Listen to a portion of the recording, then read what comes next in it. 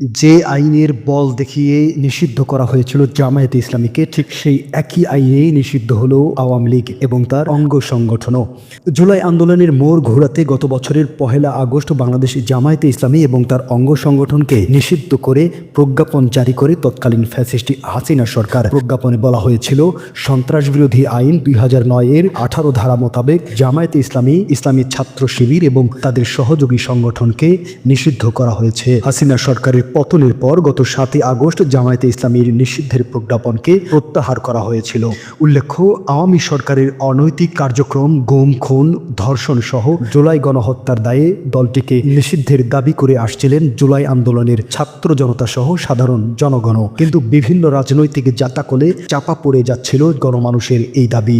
অবশেষে Awami League no more এই স্লোগানকে সামনে রেখে গত বৃহস্পতিবার রাতে এনসিপির নেতৃত্বে প্রধান উপদেষ্টার বাসভবন যমুনায় অবস্থান নেয় ছাত্র জনতা। সময় বাড়ার সাথে সাথে আন্দোলনে অংশ নেয় ইসলামী ছাত্র শিবির, জামায়াতে ইসলামী, ইসলামী আন্দোলন সহ অনেক রাজনৈতিক সংগঠন।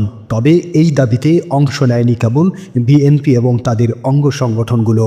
গণমানুষের এই দাবির স্রোতে শনিবার রাত 10টায় জরুরি বৈঠকের পর আওয়ামী লীগকে নিষিদ্ধ করার ঘোষণা আসে অন্তর্বর্তী সরকারের পক্ষ থেকে। বিবৃতিতে বলা হয়, আজ শনিবার 10 মে 2025 তারিখে উপদেষ্টা পরিষদের এক বিশেষ সভা অনুষ্ঠিত হয়। সভায় আন্তর্জাতিক অপরাধ ট্রাইব্যুনাল আইনের সংশোধনী অনুমোদিত হয়েছে। সংশোধনী অনুযায়ী আন্তর্জাতিক অপরাধ ট্রাইব্যুনাল কোনো রাজনৈতিক দল, তার অঙ্গ সংগঠন বা সমর্থক গোষ্ঠীকে শাস্তি দিতে পারবে।